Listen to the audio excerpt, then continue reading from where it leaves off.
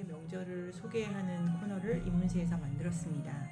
오늘 소개해드릴 첫 번째 책은 미르치아 엘리아데라는 분이 쓰셨다기보다 대담집인데요. 미로의 시련이라는 책입니다. 미르치아 엘리아데는 1908년생이세요. 그리고 루마니아 태생이고 1986년에 돌아가셨습니다. 1907년생이시네요. 1907년생인데 1986년에 돌아가셨고요. 이 책은 선생님의 만년의 저작으로 대담집의 형식을 갖추고 미르치아 엘리아데라고 하는 종교학자이자 신화학자가 인생을 어떻게 살았는지 동시에 가장 중요하게 생각하시는 개념이랄까 철학적 태도랄까 그런 것도 담고 있고, 그리고 어떤 과정을 통해서 그 긴 세월 중요한 비교 종교 신화학의 업적을 소개하고 계신지를 이렇게 이제 담게 된 책입니다. 이 책에서 미로의 시련이라는 이 책에서 엘리아데 선생님이 가장 중요하게 생각하시는 바를 잘 알 수 있는데요. 그 개념 자체가 이 책의 제목에 나와 있습니다.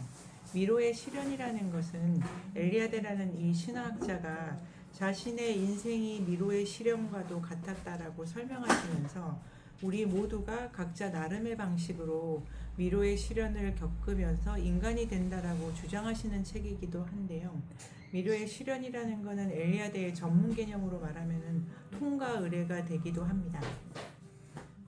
통과 의례라는 것은 보통 우리가 이제 그 과거 조선 시대 같으면 성인식, 그 다음에 우리 사회 같으면 뭐 진학이라든지 입시, 그리고 결혼, 이런 이제 성인이 되는 과정의 문턱을 넘는 모든 의례를 통과 의례라고 하는데, 미로의 시련을 이 개념을 중요하게 생각하신 엘리아데 선생님은 인간이라면 모두 다 그런 방식으로 자기를 어떤 사람으로 만들어내는 과정을 거친다고 보시게 되셨어요. 그것을 알게 되신 거는 전 세계 여러 나라에서 사람들이 좋아하는 신화라든지 제사 의례라든지 이런 걸 비교하시면서 이제 그렇구나라고 알게 되셨는데요. 미로의 시련이라고 했을 때 이제 엘리아데 선생님이 가장 중요하게 생각하시는 거는, 미로가 보통 들어가면은 이제 길이 왼쪽이나 오른쪽으로 분기하면서 들어가는 사람들이 계속 길을 헤매게 되는 공간 구조를 말하는데요. 보통은 이 미로를 레버린스라는 미로가 있고 메이즈라는 미로가 있다고 그래요. 레버린스라고 하는 미로는 종교적 개념인데 이렇게 길을 계속 잃어가지만 종국에는 이 공간의 핵심에 들어가서 내가 어떤 인간이고 무엇 때문에 이 많은 길을 헤맸는지를 깨닫고 나오는 것을 보통 레버린스라고 하는 그 말로 이제 많은 사람들이 이해하고 있고요. 그거 말고 그냥 들어가는 것 자체가 재밌어서 길을 잃으면서 계속 놀다가 끝까지 놀면서 끝나는 것도 메이즈라는 개념으로 이제 많은 사람들이 조금 다르게 구분하고는 있습니다.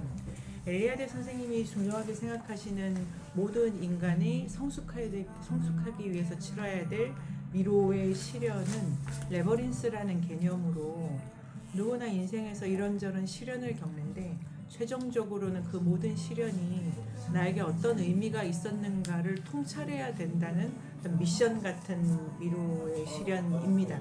그리고 자기가 이 세상에 온 이유, 많은 고난을 겪게 되는 이유, 헤매고 두려웠던 그 이유를 최종적으로 깨닫고 나면 이 사람은 미로를 돌아 나왔을 때 아주 성숙한 인간이 될 수 있다고 이렇게 이제 생각하신 거죠.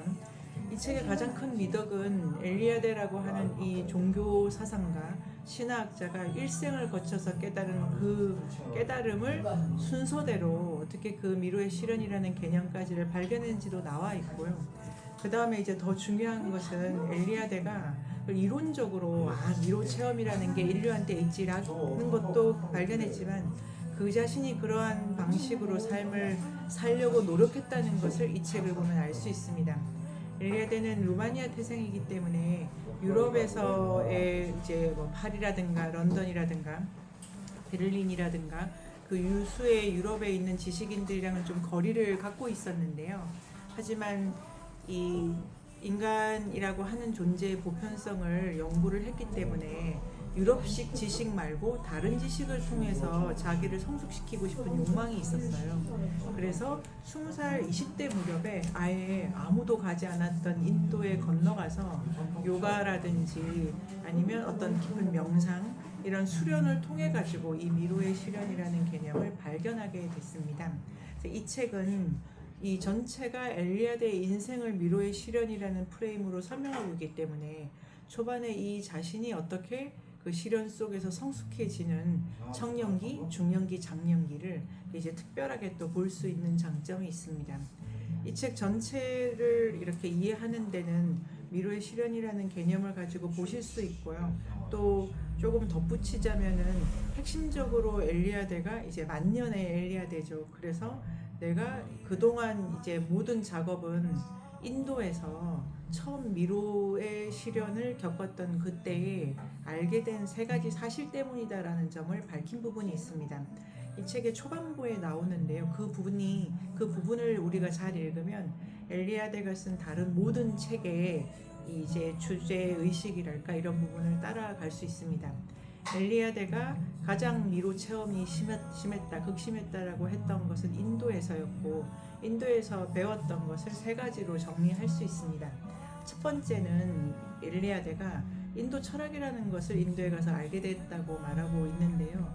그 인도 철학이라고 하는 것은 우파니샤드랄까 그 이후에 불교라기보다 그 이전에 인도라는 지역에서 활짝 꼽혔던 여러 영적 모험과 수련을 의미하는데요. 엘리아드는 인도 지방에 있었던 많은 사람들이 요가, 명상, 단식, 금욕 다양한 방식으로 일상을 성화시키는 실험을 많이 해왔다는 걸 알게 됐어요. 그래서 그 덕분에 유럽에서 활짝 꼽히고 있었던 진화, 진보, 그다음에 기술 문명보다 훨씬 더 인간을 풍요롭고 건강하게 해줬던 정신의 모험이 인도에 있었다는 걸 알게 됩니다. 그래서 이 엘리아드의 이제 초기의 청년기 업적 중에 중요한 요가라는 책도 있고, 그리고 이제 만년에 완성하게 되는 세계 종교 사상사에도 앞부분이 모두 초기의 선사인들의 영적 실험을 이제 많이 다루고 있습니다. 그것은 인도에서 배웠던 바가 크고요. 인도에서 배우게 됐다고 이제 해상한 두 번째는 상징의 의미입니다.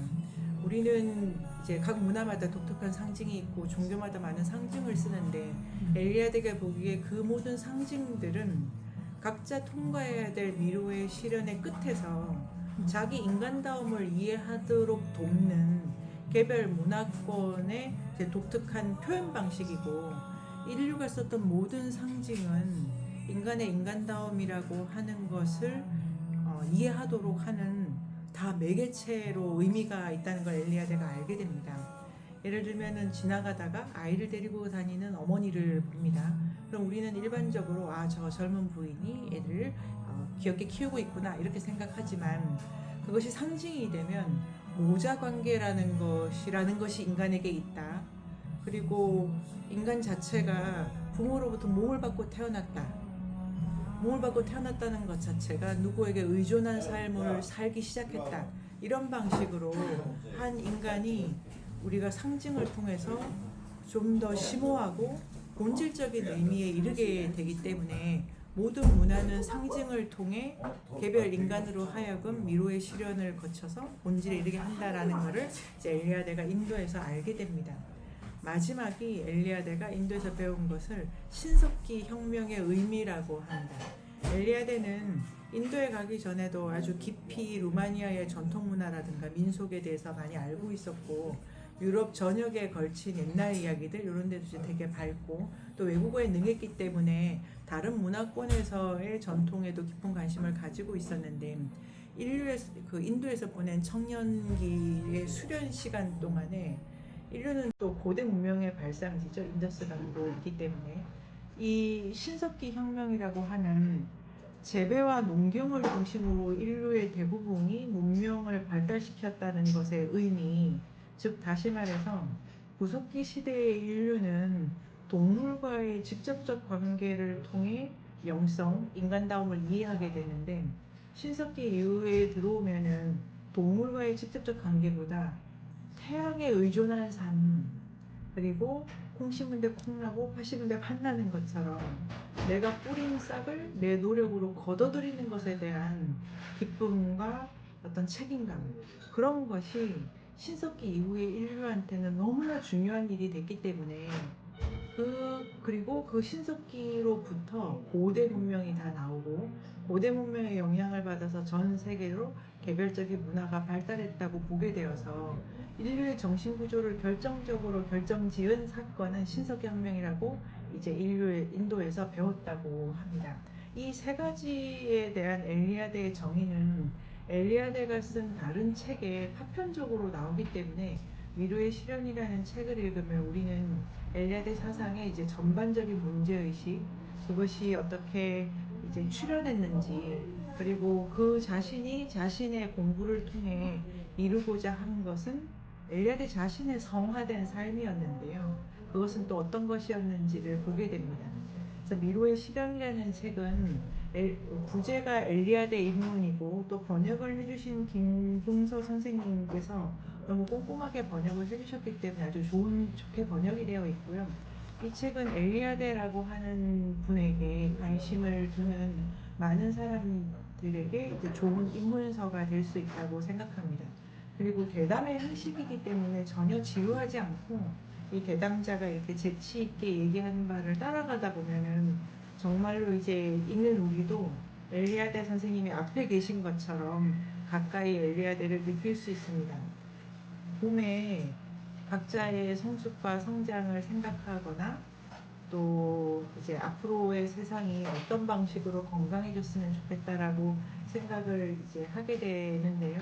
그럴 때 미로의 실현이라는 엘리아드 입문서를 인문공간 세종에서 추천합니다. 인류학의 숲으로 초대합니다. 인문세닷컴에서 만나요.